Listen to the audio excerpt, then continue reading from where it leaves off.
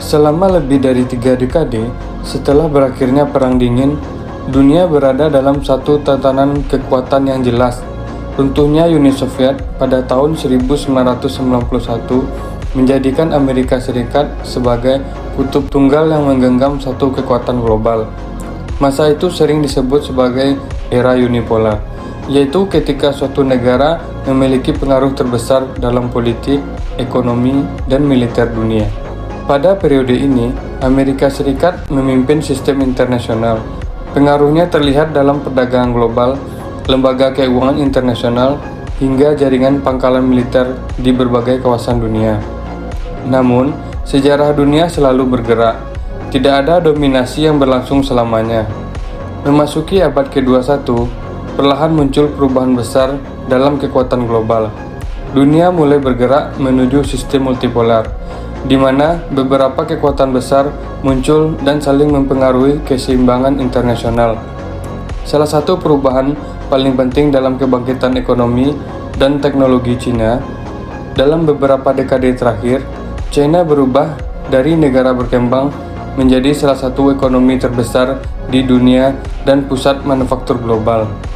Di sisi lain, Rusia juga kembali memainkan peran penting dalam geopolitik dunia melalui kekuatan militer dan pengaruh strategis di kawasan Eurasia. Selain itu, India mulai muncul sebagai kekuatan ekonomi besar dengan populasi yang sangat besar dan pertumbuhan teknologi digital yang sangat cepat. Munculnya kekuatan baru ini menandai sebuah perubahan yang sangat besar. Pusat kekuatan dunia perlahan bergeser dari barat menuju timur. Banyak analis kini menyebut bahwa abad ke-21 bisa menjadi abad Asia. Salah satu alasan utama adalah kemajuan teknologi yang pesat di kawasan ini. Industri semikonduktor atau chip yang menjadi dasar hampir semua teknologi modern kini banyak berpusat di Asia. Di Taiwan terdapat perusahaan semikonduktor terbesar di dunia, TSMC, yang memproduksi chip untuk banyak perusahaan teknologi global. Di Korea Selatan, perusahaan seperti Samsung Electronics juga menjadi pemain utama dalam produksi chip dan teknologi digital. Sementara itu, China terus berinvestasi besar-besaran untuk mengembangkan teknologi semikonduktor dan kecerdasan buatan agar dapat bersaing dengan negara barat.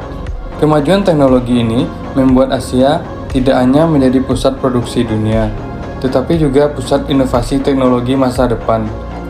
Perubahan ini juga membawa dampak besar bagi kawasan Asia Tenggara. Negara-negara seperti Indonesia, Vietnam, dan Malaysia kini menjadi bagian penting dalam rantai produksi global, terutama dalam industri elektronik dan teknologi. Selain itu, kawasan ini memiliki posisi geografis yang sangat strategis di jalur perdagangan dunia, terutama di sekitar Selat Malaka, salah satu jalur pelayaran tersibuk di dunia.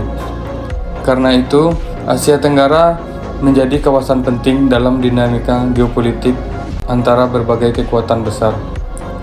Organisasi regional seperti ASEAN berusaha menjaga stabilitas kawasan sambil memanfaatkan peluang ekonomi dari kebangkitan Asia. Jika tren ini terus berlanjut, maka dunia di masa depan kemungkinan tidak lagi didominasi oleh satu kekuatan saja. Sebaliknya, dunia akan berada dalam keseimbangan baru antara berbagai kekuatan global. Dan dalam perubahan besar ini, Asia dengan kekuatan ekonominya, kemajuan teknologinya, dan peran strateginya mungkin akan menjadi salah satu pusat utama dalam menentukan arah masa depan dunia. Dengan kata lain, setelah berabad-abad didominasi oleh Barat, kini cahaya dari timur perlahan mulai terbit kembali di panggung global.